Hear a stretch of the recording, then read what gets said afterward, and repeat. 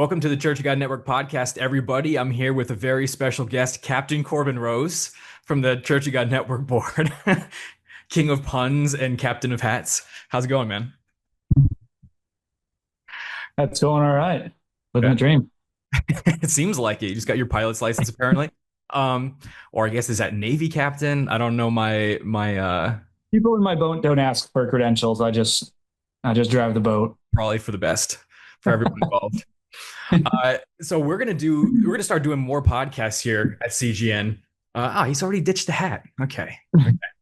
Uh, I let my true colors shine. Yeah, we're gonna start doing more pods, and we're gonna try to do more episodes about what's going on at Church of God Network because it's sort of nice to have conversations about what we're doing. It enables us to flesh it out in a form people can listen to and watch and get a better sense of what we're doing rather than just looking at a static page. So this is episode one at that. And we're going to talk about the newest program we launched, which is a program called MissionAssist. And the program is designed to provide organizations and brethren, if you all have projects you're engaged in, with operational and logistical support. And the reason for that is there are so many Church of God organizations of all kinds of sizes that have issues with bandwidth. They have issues where volunteers are depended on to help provide critical functions like streaming, financial management, all these things, a website upkeep and builds, or the ministry will work on it and they're already stretched thin. So the idea being, if we could cobble together a network of professional Church of God consultants within Church of God Network, that folks could come to Church of God Network through MissionAssist, contract with CGN, and we would use Church of God consultants to do the work. People who do it professionally. It's their career. It's not just volunteer stuff they do. People where we're paying for their time, so it's reliable. There's also a category of free services for certain types of work, for certain size organizations. We're still providing free website builds for small groups under a certain threshold with a certain basic level of needs for a website. So we want to talk about that today because one of the things we talked about at our last in-person board meeting was, hey, we want to start providing some critical functions for organizations and leadership to help alleviate burdens because it's a big issue and it helps cross-pollinate across Church of God groups, and that's what we're all about.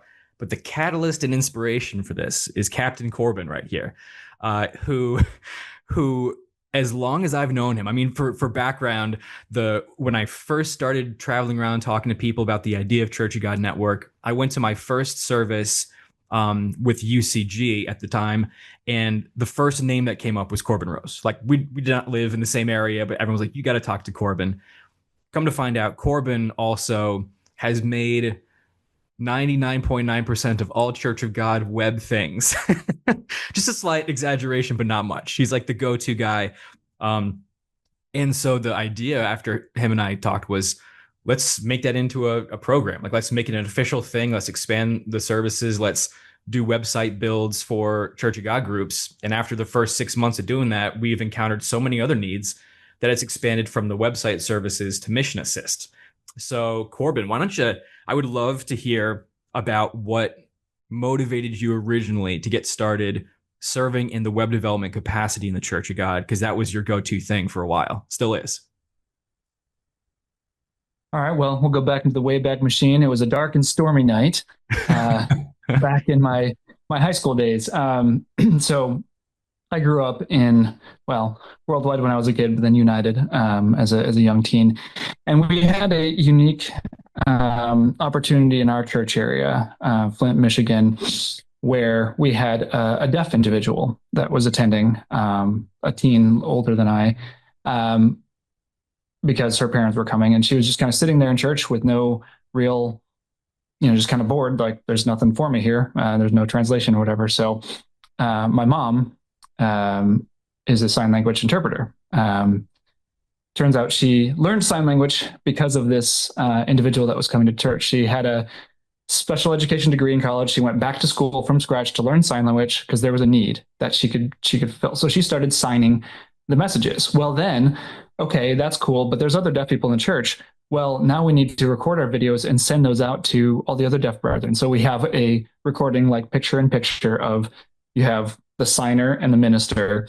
So the deaf brethren would have a way to get translated sermons where they perhaps wouldn't otherwise. Okay, well, now we need a website to put this out there. Okay, well, then I thought, you know what? I'm going to teach myself web development so I can build a website for our church area to be able to put up these videos of translated messages and be able to serve the church in that capacity. And so as I got more and more into it and kept on improving the website and learning more, that actually turned into a career. And I became a web developer. That's so cool. And so it was interesting from the presence of one person in a church area launched, the career of both my mother and myself Hmm. into seeing this need that then it's like, well, those were built on a response to, hey, there's a need and there's a gap. I can fill in that gap. I can stand in that gap. And that turned into a passion then that we're able to then get further education in and serve in a greater capacity. And so, I had the model of seeing my mom do that. And just similarly, my father was sort of infamous in the church for doing a lot of art and calligraphy. And he would use, because that's his background is art. And so he would also make calligraphy for the Feast of Tabernacles, or make custom name tags for people in this really elaborate, fun calligraphy. And so I have these examples of here's people using their talents to serve the church, to bring joy, to fulfill needs.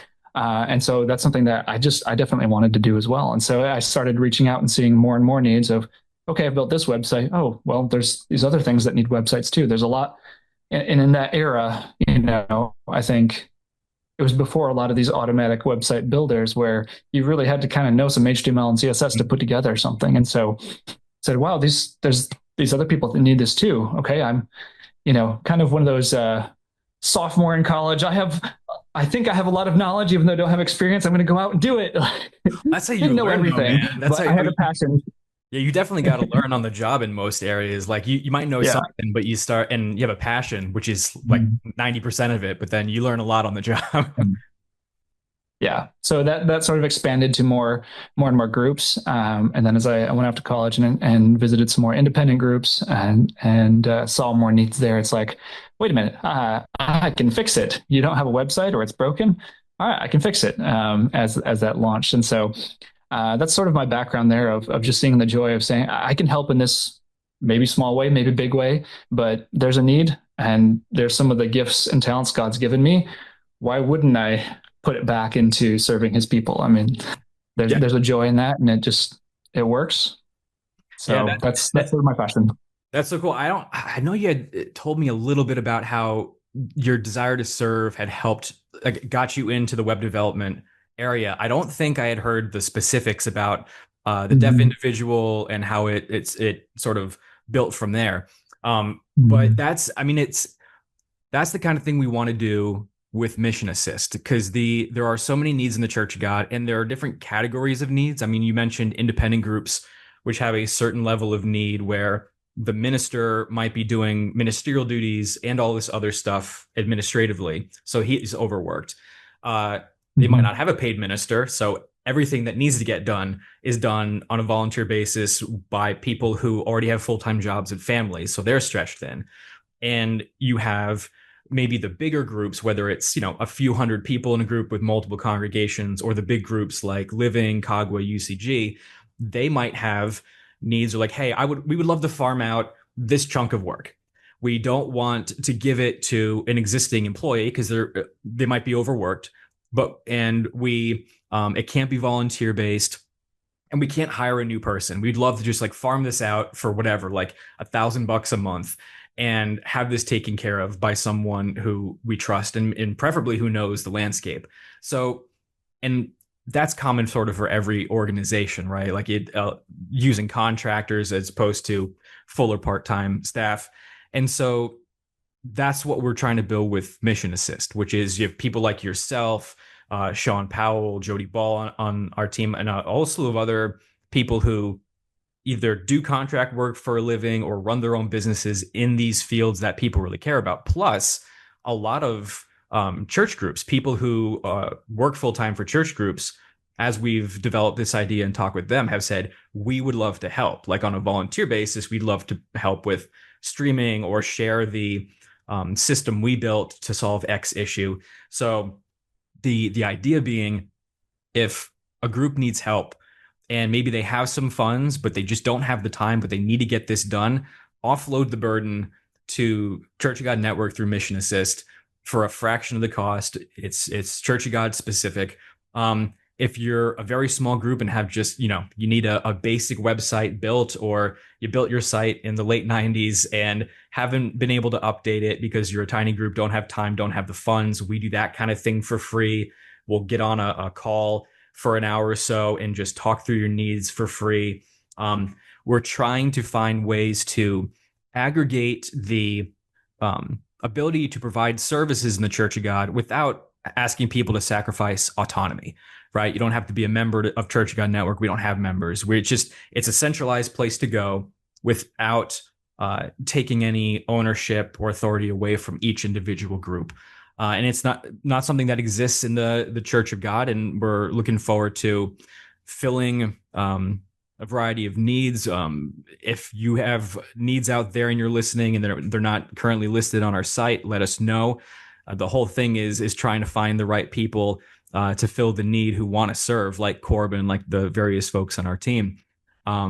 Corbin, I see you smiling over there. You have thoughts running through your head, or just a series of puns, maybe? Yeah. Well, no, just a fun visual analogy there. I mean, you're talking about, just again, the disambiguation where Church of God Network is not a church. It's more like an a la carte cart going through there and like, oh, there's a service I need. It's just kind of roaming through the different church groups. And it's like, oh, hey, I need this. You can take it from the a la carte menu of services, essentially. Yes. But so with Mission Assist here, when I first heard of the idea without the context to Mission Assist, well, first I thought, is that like the 12th in the series of Mission Impossible movies where Tom Cruise is in an assisted living facility, or like he's like Mission Assist? He's in retirement and is like some sort of executive assistant. The mission might actually be impossible at this point. I don't know, but he'll still find a way to do it. No, yeah. But I think maybe some questions people might have is, okay, Mission Assist, isn't sort of the mission of all these church groups the same, really? Like, aren't we all supposed to just be like preaching the gospel, taking care of the flock? Like, why do you need a program to help you figure out your mission? So can you kind of like shed some light on what that overall is, or a specific example for like a small group? Yeah, exactly. The core of it is, we all do have the same mission: is to take care of the flock, is to preach the gospel. But that requires a bunch of other boring things that take people's time, like no offense, but building website, managing it, figuring out financial planning, things of that nature, feast registration tools, all that kind of stuff that helps the mission function but isn't actually the mission. So our goal is, how can we help you offload the boring stuff, but that is necessary so you could focus more on the things that matter to you, like preaching the gospel, like taking care of the people in your congregation, all those things. So it's a way to assist everyone in accomplishing the collective mission of the Church of God, whatever iteration that might be in your area, by giving you back your time, by taking on the stuff that for a lot of people is boring. Thankfully, there are people like us who are dorks and enjoy some of the boring components. But that's the way we want to assist in the mission. People do the mission of the church very well as is. Our goal is to take away the stuff that is sort of part of the whirlwind that people get stuck in day to day, and allow them to focus on that mission. Yeah. And there's another opportunity to plug. CGN's not a church. It's, trying to help people do their churchy things, not trying to unite everyone, but being able to play to the skills that people have in the greater body of believers. Because, it is hard within a small grouping, and you could sort of think of it again as the body believer has lots of congregations. We tend to think of in large church groups of like, okay, well, here's our group, here's the congregations, that's the body. And that is all part of the body for sure. But to try to frame it as, we're all different congregations and our groupings and stuff where no one small grouping will have necessarily all the skills needed to fulfill a perfect work, and sometimes you need to rely on skills some other people have. Yep. The analogy, the Bible says it best, obviously, when it says the church is a body of believers made up of many members, each having different functions. I think maybe a supplemental analogy is maybe like a cog cornucopia, cogcopia, um, where you have these different fruit types.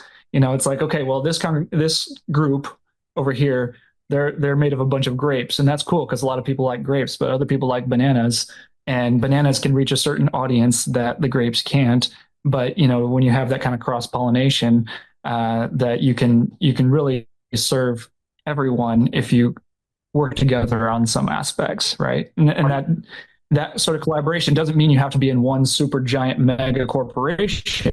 You can be where you're at, but you can still help each other Yeah. with the different things that you're trying to achieve as you're called by God to fulfill a mission and a work, to Yeah. rely on others, because we are all shooting for the same general goal. So why not help each other along the way? Yeah, that's a perfect way to put it. It's the idea that Church of God Network, of course, our mission is to build a sense of community, but in doing that, one of the biggest ways to is we want to be able to marshal the entirety of the strength of the Church of God to come to bear on critical issues, come to bear on helping with particular skill sets that folks need to run congregations, run organizations, come together with crises like with the LA wildfires, come together in times of tragedy so that folks know that the whole Church of God is praying for them, is concerned about, hey, do you need anything, services, funds, whatever it is, someone to talk to. It's all about getting the body to function in a complementary way without trying to step into the arena, like you said, of making a comment about, well, these groups should get together, we should combine into this group, this sort of governance is better than that sort of, like, we're trying to largely disregard that conversation and say, this is the way the Church of God is right now. How do we function as a body in the most effective way, and how can we help facilitate that? It's a great analogy. I don't know if Mhm. cannolis are part of the cornucopia of the Church of God, but I feel like that's the part that would resonate with me. Cannoli. That just sounds fun, Cannoli yeah, to say. cannoli copia. Yeah. So Right. the And go ahead. yeah, well, I guess the sort of natural extension off of that is, fruit of the spirit. And since we're talking about fruit in a cornucopia, that maybe collectively the body of believers fulfills the fruit of the spirit, but any one group might just have Yeah. part of that fruit. And if there's a group that has all of them, great, cool. Share some of that with the others. Right. Well, that's part of it. Like so another part of this is trying to provide the benefits, and this is going to get a little businessy, but the benefits of economies of scale help provide that to groups that might not have that. So Mm. there's a variety of things, right? An independent group in New York, which there are not many, spoiler, but let's assume there were some in New York.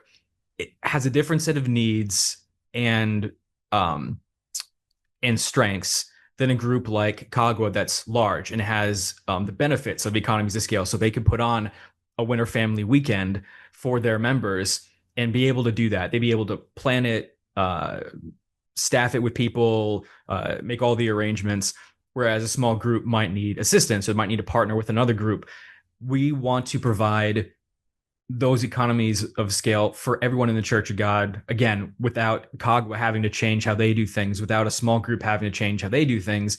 And yeah, and there's, like you said, there's each strata of the Church of God might have something different to take away from it. For Cogwa, it might be a great opportunity to give back to other people in the Church of God who are not part of the Cogwa flock, but are still in the Church of God. And there are a number of groups who have reached out to us wanting to do that. But also, there's it's not to say the bigger groups can't benefit from another organization that has some scale to it. Like we said, for the small things, like, you know what, this task, it's really annoying. We would love to get rid of it. We don't want to put it on any of our people. Oh, look, Church of God Network has the capacity. Like we can't outsource it to another small congregation. They're spread thin. There's no one else in the Church of God doing it. We don't want to go to this marketing firm in town because they're super expensive, and we have to explain to them everything about the Church of God and why we don't do this. And oh, you're going to build a symbol for us. Well, you can't use the cross. Like all these things, this common language that we're hoping folks benefit from. So you're exactly right. I mean, that's the gist of what we're trying to do. This started off as just building websites for people because we saw that need, and I mean, we've got maybe 6 or 7 different groups we're building sites for, all sort of probably coming to the end and launch sometime this summer. But before our first batch is even launched, we just saw so many needs that went beyond the realm of web development that were like, and we know people who could fill them, so we got to expand this program beyond that. So it very quickly, if you've been following us closely and you're feeling a whiplash going from web services all the way up to MissionAssist, we feel it too. But we are thankful that we got wind of these needs when we did, and that we have so many people in the Church of God wanting to help, wanting to lend their professional skills and time to assist the Church of God. And we just wanted to give you all an update, get another one of our board members on here so that it's not always just me and a guest, but you get to know some people on the CGN team more, especially ones with funky hats. So, which has been a theme if you've seen our recent board pictures. And if you're watching this and you have a particular set of skills like Liam Neeson, well, we want to use that. We want, we're not going to hurt you. I haven't actually seen the movie, so I don't know if I should make the reference. I don't know what that implies, but so we have a particular set of skills, and we will find you and we will serve you. Cool. Yes. Awesome, man. So with that, it looks like as Corbin is glitching out here, probably a good sign to close out the pod. We're going to keep these a bit shorter. As you can tell, we're talkers, so even the shorter pods are still a little bit longer than intended. But please keep an eye out for MissionAssist activities. If you're in need, if you know someone in need, reach out to us. We want to work with you to find a solution to whatever you're facing. So until next time, everybody, take care.